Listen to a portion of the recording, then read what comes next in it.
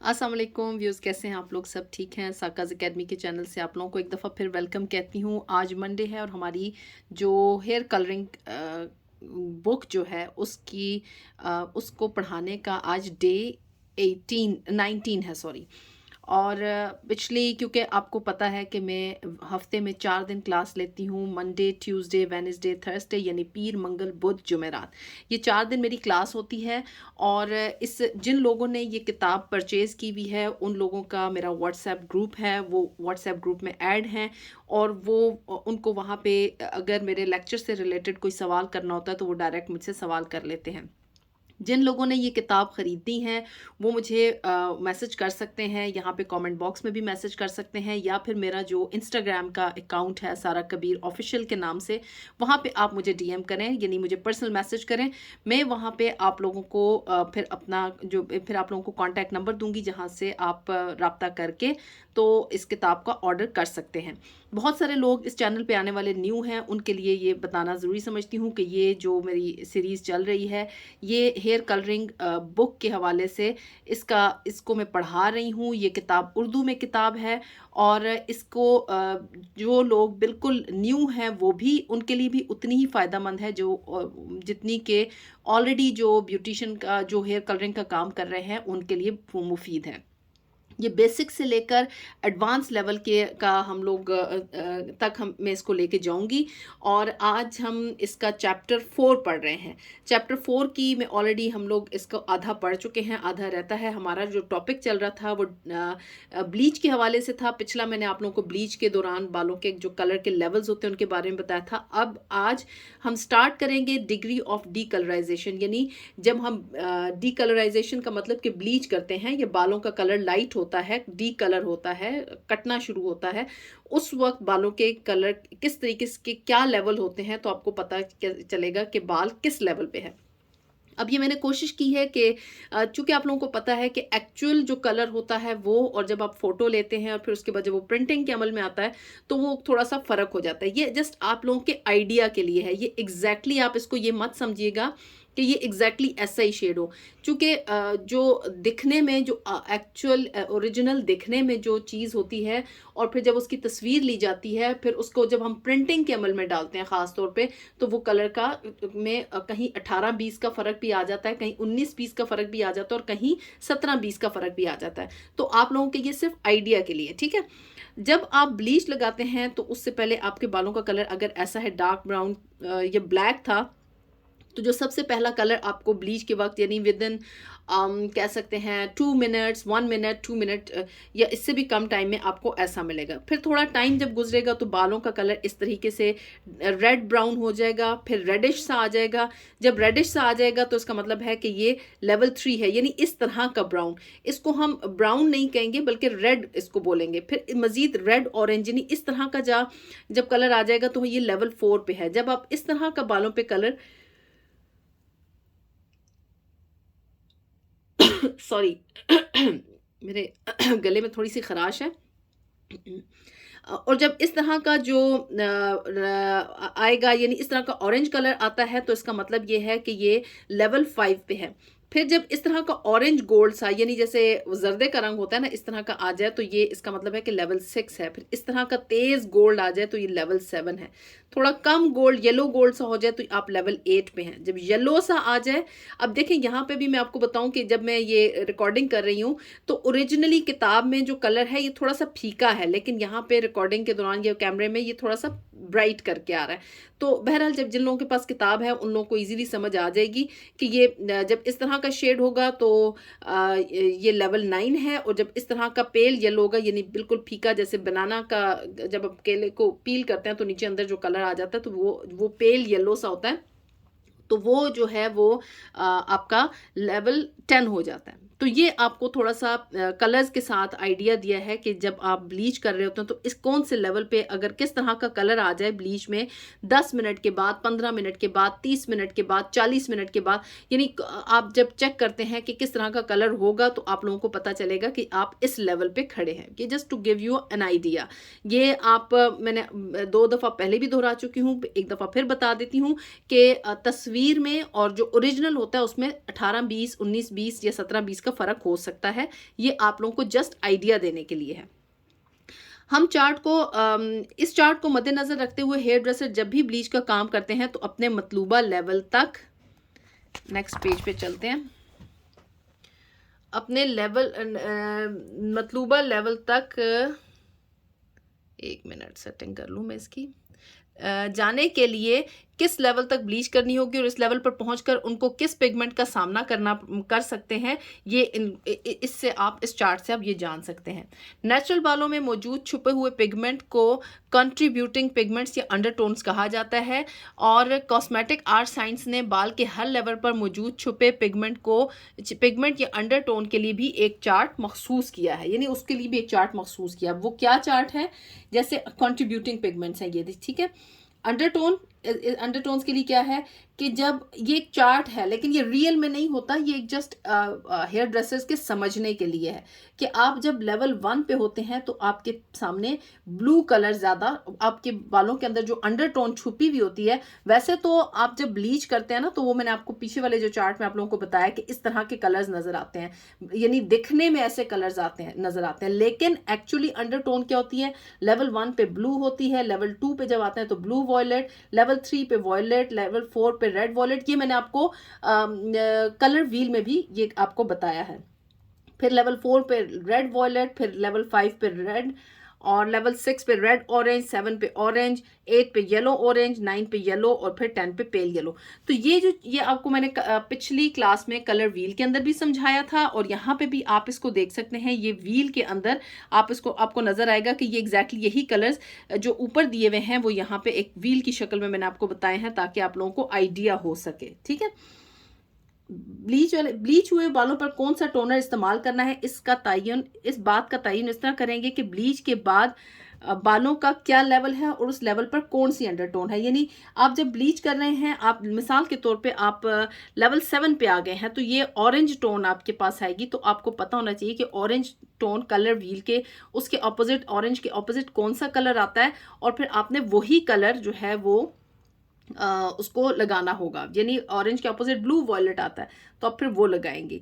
तो ये ताकि ये लेवल्स जो हैं, ये शेड्स जो हैं, ये आपको आइडिया देंगे, ये कलर व्हील आपको आइडिया देता है कि आपने एज ए टोनर या एज ए न्यूट्रलाइजर आप कौन सा कलर इस्तेमाल करेंगी।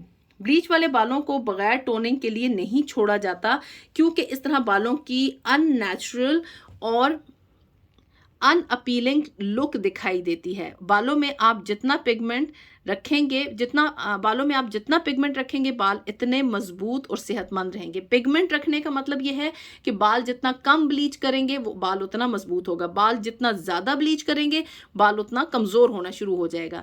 इसलिए हेयर ड्रेसर्स ब्लीच के अमल के दौरान मुहतात रवैया अपनाते हैं और हेयर ड्रेसर ब्लीच के अमल के दौरान ख़ास एहतियात बरतते हैं क्योंकि बाज़ औक़ात कुछ बाल शुरू के लेवल में बड़ी जल्दी से तय करते हुए ब्लीच हो जाते हैं, लेकिन जब मज़ीद ब्लीच करना होता है तो दरमियान के लेवल पर आकर बहुत देर से ब्लीच होते हैं, जबकि बाज़ बाल शुरू के लेवल में तो देर लगाते हैं लेकिन आखिर के लेवल के मराहिल जल्दी तय कर लेते हैं। इसलिए हेयर ड्रेसर को ब्लीच के अमल के दौरान बहुत मुहतात रहना पड़ता है। यानी ऐसा नहीं कि आप ब्लीच लगा के आप बिल्कुल बेफिक्र होकर बैठ जाएं। समटाइम्स ऐसे होता है कि शुरू में बड़ी तेज़ी से बाल ब्लीच हो जाता है और फिर एक लेवल पे आके, लेवल 7 पे आके या लेवल 8 पे आके रुक जाता है, फिर आपको एक फ्रेश ब्लीच लगानी पड़ती है या आपको मज़ीद टाइम देना पड़ता है। और बाज़ बाल ऐसे होते हैं कि शुरू में तो बड़ी देर से ब्लीच होते हैं लेकिन जब एंड टाइम आता है तो वो ज़्यादा तेज़ी से ब्लीच हो जाते हैं। अच्छा, अब हम आते हैं अहम नोट की तरफ। अगर बालों को पेल येलो के लेवल से भी मज़ीद ब्लीच करने की कोशिश की जाए तो बालों को शदीद नुकसान पहुंच सकता है। ये अहम नोट है। इसके बाद हम आगे चलते हैं। अच्छा, वो बाल जो कि पेल येलो के लेवल से भी लाइट हो जाते हैं उन बालों पर टोनर अपना काम नहीं करते। ये बात बहुत इंपॉर्टेंट है, आप इसको याद रखिएगा कि जो पेल येलो से भी नीचे आप कहते हैं जी हमने वाइट कर दिए बाल, उन बालों के ऊपर टोनर्स काम नहीं करते। और अक्सर आप लोग कहते हैं जी हमने तो बहुत अच्छा लिफ्ट किया था, ये हो गया, लेकिन रिजल्ट सही नहीं आया, टोन नहीं हुआ। और अगर लेट्स से वो थोड़ा सा शेड आ भी जाता है तो क्या होता है कि वॉश आउट हो जाता है। यही वजह है कि ब्लीच बनाने वाले ब्लीच को एक मखसूस लेवल तक ले जाने की सलाहियत देते हैं। ब्लीच से वाइट ब्लॉन्ड लेवल हासिल नहीं किया जा सकता और अक्सर अनाड़ी हेयर ड्रेसर ऐसा करने की कोशिश करते हैं, जिससे बालों को शदीद नुकसान के अलावा कुछ हासिल नहीं होता। ताहम टोनर के जरिए बालों को हाई लेवल का ब्लीच किए बगैर हम वाइट ब्लॉन्ड की लुक हासिल कर सकते हैं।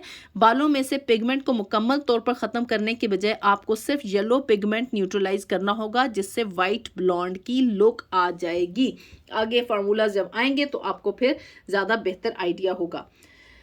सेमी परमानेंट, ये टोनर सेमी परमानेंट या परमानेंट या डेमी परमानेंट कलर्स में दस्तयाब होते हैं, यानी तीनों आपके पास चॉइसेस मौजूद होती हैं। इट्स अप टू यू कि आप कौन से इस्तेमाल करना चाहते हैं। मैंने इनकी आपको पहले चैप्टर्स में तफसील से आपको बता चुकी हूँ। ये बात अहम नोट है, ये बात याद रखें, बालों को पेल येलो की स्टेज से आगे लेकर जाना मुमकिन नहीं होता, क्योंकि ऐसा करने से बाल शदीद मुतासिर होता है। ऐसा बाल जब गीला होता है तो रबड़ की मानद लगता है, और जब इसको खींचा जाता है तो वो खींचने के बाद वापस अपनी असल हालत में नहीं लौटता, और जब खुश्क होता है तो सख्त झाड़ू नुमा दिखता है, जो आप अक्सर कहते हैं जी ओवर प्रोसेस बालों के लिए जो अक्सर होता है, जैसी लुक होती है। ठीक है। 4.5 क्लाइंट और कलर सर्विस। ओके, ये वाला आपको करवाना चाहिए। चलो ये हम लोग कर लेते हैं, फिर उसके बाद आगे हम देखते हैं। हेयर ड्रेसिंग की फील्ड में हर तरह के बालों को कलर करने के लिए मुरवजा तरीक़ाकार मौजूद है, और ये तरीक़ाकार तमाम जदीद सैलून्स अपनाते हैं। कोई भी कलर का अमल करने से पहले जो भी ब्रांड आप इस्तेमाल कर रहे हैं उनकी तमाम हिदायत को अच्छी तरह पढ़कर समझ लें। कलर के अमल के दौरान बालों की सेफ्टी का मुकम्मल ख्याल भी रखें और तमाम एहतियाती तदाबीर अपनाएं, जिससे कि क्लाइंट के बालों को नुकसान ना पहुंचे। और इस अमल का सबसे पहला काम क्लाइंट कंसल्टेशन है, कंसल्टेशन का। और ये इस कंसल्टेशन के ऊपर मेरी अलग से एक पूरी वीडियो मौजूद है। बहरहाल ये किताब में भी मैंने आप लोगों को यहाँ पे भी समझा दिया। अगर आप अलग वीडियो देखना चाहेंगे तो मैं अपने व्हाट्सएप ग्रुप में शेयर कर दूंगी। कंसल्टेशन, बालों को कलर करने से पहले क्लाइंट के साथ एक तफसीली बैठक यानी सिटिंग होनी चाहिए, और कंसल्टेशन बहुत ज़रूरी है। ये सबसे अहम हिस्सा है। इस कंसल्टेशन के दौरान क्लाइंट आपको अपनी मर्जी तफसील से बताता है, यानी ये वो गुफ्तगू है जो क्लाइंट से आप पहले कर सकते हैं। उसके बाद गुफ्तगू करने का कोई फ़ायदा नहीं। जब आपने डायशा लगा लिया, रिजल्ट ख़राब हो गया, तो आप भले जितनी मर्जी 2 दिन बैठ के सिटिंग कर लें, उसका कोई फ़ायदा नहीं होगा। हेयर कलर करने से पहले मंदा जज़ेल बातों को मद्देनज़र रखें। कंसल्टेशन के लिए 15 मिनट फालतू रखें, 1 मिनट, जिसमें आप क्लाइंट को अपना तारुफ करवाएं, उसको अपने सैलून में खुशामदीद कहें, उसको चाय पानी का पूछें। और अगर क्लाइंट पहली बार आपके सैलून आया है तो उस सेशन के दौरान कोशिश करें कि किसी किस्म की मुदाखलत ना हो, यानी आप उससे 1 to 1 सही से मुलाकात करें। इसके बाद क्लाइंट को रिकॉर्ड कार्ड पुर करें, जिससे आपको पता चलेगा कि क्लाइंट अपने बालों पर किस तरह का शेड करवाना चाहती है।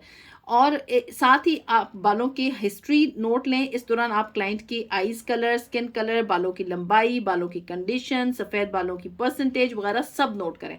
अब ये जो पहले बात की है ना कि आप उससे कोशिश करें कि किसी किस्म की मुदाखलत ना हो, आप यानी आपकी पूरी तवज्जो आपके क्लाइंट के ऊपर होनी चाहिए। ऐसा नहीं है कि आप साथ एक दूसरे क्लाइंट के साथ भी बात कर रही हैं या स्टाफ के साथ बात कर रही हैं और साथ आप क्लाइंट की को भी डील कर रही हैं। उससे क्या होगा कि आप हिस्ट्री सही नहीं ले सकेंगी और आप पूरी तवज्जो के साथ काम नहीं कर सकेंगी। जिस जगह बैठकर कंसल्टेशन करें वहां रोशनी का मुनासिब बंदोबस्त होना चाहिए, ताकि आपको क्लाइंट के बालों का मौजूदा कलर सही से समझ आ सके। और बेहतर होगा जिस जगह बैठे हैं वहां दीवार का रंग सफ़ेद या न्यूट्रल हो, यानी जहां पे आप बैठे हैं वहां बैक पे दीवार जो है वो सफ़ेद रंग की हो या न्यूट्रल कलर की, लाइट कलर्स में, न्यूट्रल कलर्स में होनी चाहिए। क्लाइंट के सामने बिल्कुल सामने बैठकर क्लाइंट के बालों को देखें। कभी भी मिरर में बालों को देखकर शेड का अंदाज़ा ना लगाएं।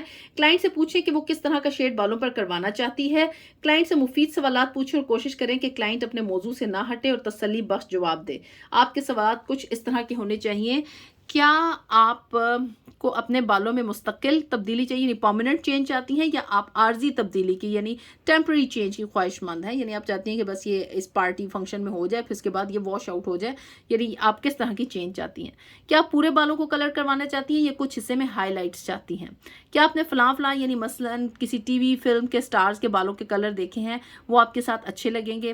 क्या आप ड्रामेटिक चेंज चाहती हैं। ड्रामेटिक चेंज होती है बिल्कुल आप जो बालों का कलर है उससे बिल्कुल चेंज कलर एकदम से चेंज महसूस हो।